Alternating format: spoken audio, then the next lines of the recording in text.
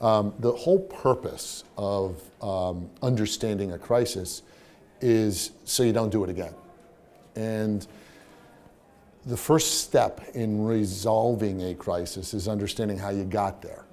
And how we got there is definitely related to us here in the United States and to the rest of the world. And that helps understand a part of what we're going to really talk about here. One is this crisis started in 2008 with this so-called subprime mortgage collapse.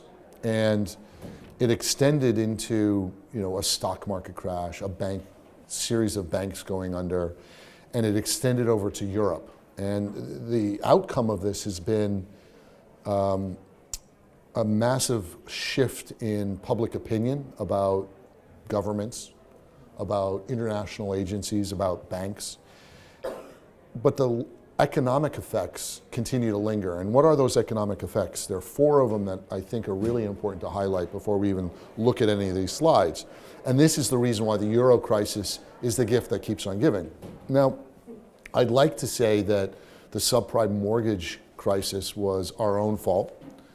But as we all know, when you get a credit card in the mail and you put it to its limit, yes, you're an idiot for spending all that money, but they're an idiot for sending it to you in the first place, right? So in many ways, Europe and China were accessing our vulnerability as wonderful borrowers of credit. We are a nation that believes in credit and leverage, and they are a nation, the European culture, particularly some of the saving countries in that union, are very much interested in getting a rate of return on their money. So the subprime mortgage crisis, in my mind, has 2 parts. One is our willingness to spend money, and the other is somebody's willingness to lend us the money.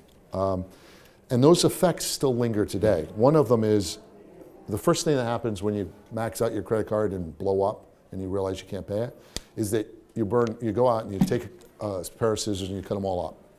That's called deleveraging, right? That's when you no longer want any more credit cards.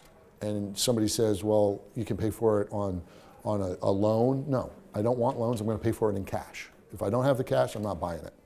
This mentality is very unhealthy for economies. It changes the way it puts off demand. And one of the goals of cutting interest rates is to say, well, cash is worthless, so you might as well buy it now.